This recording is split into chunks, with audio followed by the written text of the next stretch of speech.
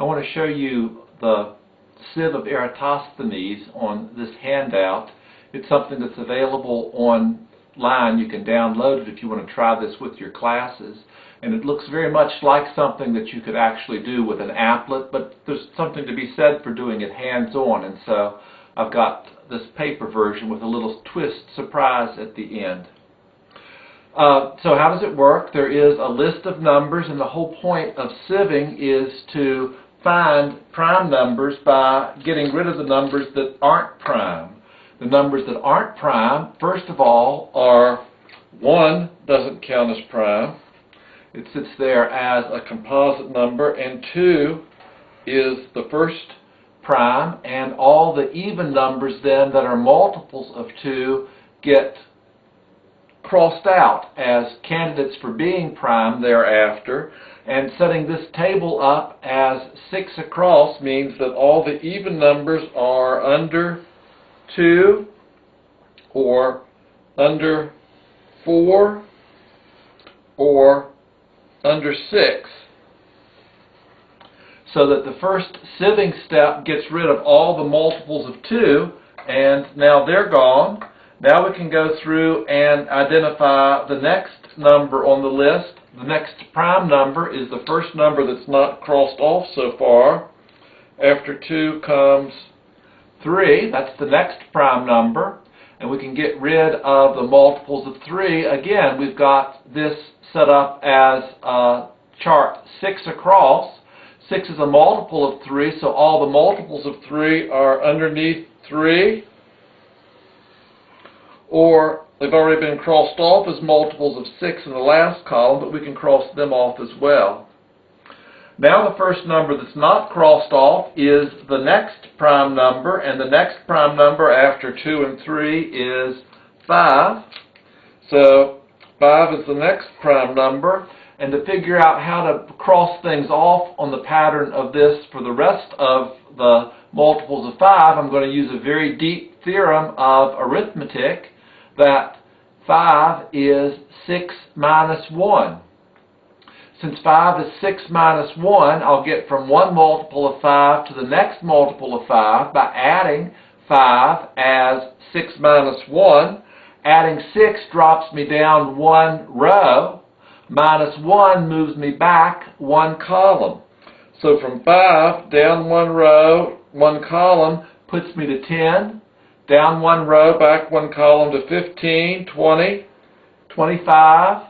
It wraps around 30, 35, 40, 45, and so on. Let me back out a little bit so you can see some more of this.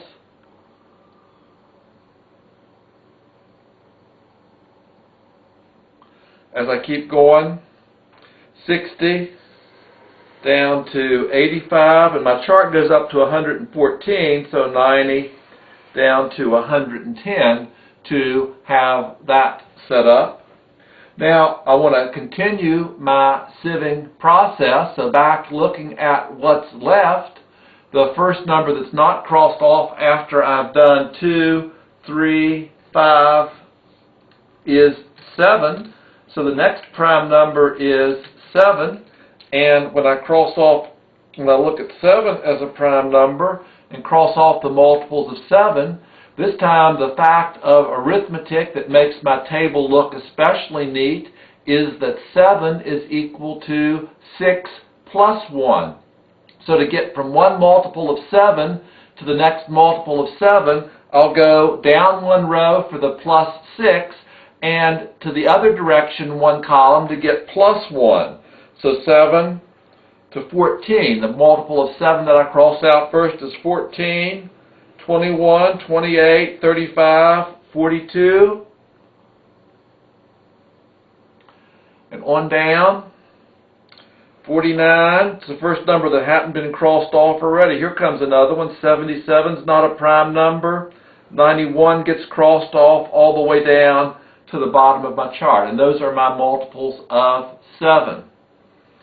So, the punchline now is that since my chart only goes up to 114, if a number is going to be a composite number, it has to have a prime factor less than its square root, and less than 114, well, 121 is 11 squared. So if I have numbers all less than 121, the square root is not going to be a prime unless it's one of the primes that I've already crossed off, 2, 3, 5, or 7. So all the numbers that aren't crossed off on the list now are guaranteed to be primes. Let's do that with yellow. I don't know if it's going to show real well, but for sure 11 is a prime, and 13, and 17, and 19, and 23, 29, and 31. Every number that shows, since this chart only goes up to 113, everything that's not crossed off is guaranteed to be a prime number.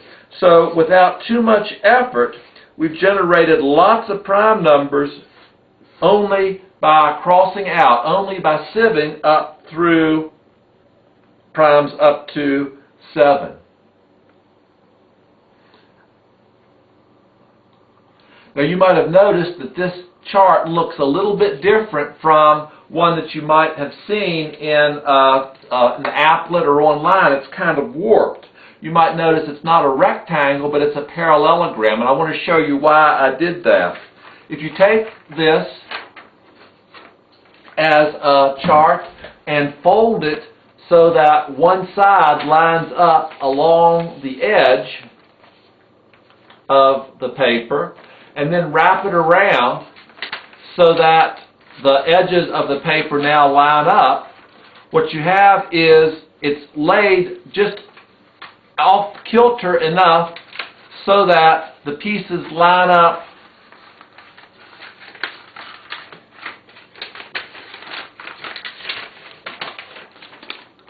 be there in a minute. The pieces line up. Some of you are probably better at rolling things than others. I'm not real good at it. They line up so that it's not a rectangle anymore, but it's a cylinder. And the way the cylinder works, the multiples of 5 and the multiples of 7 wrap around this like stripes on a barber pole, going to the left or to the right, so that, in fact, all the multiples of 5 and all the multiples of 7 follow a pattern from the very top to the very bottom. This is something that's fun to have your students try to do, and you could use the template online to make as many copies of this as you like. See what you think of that.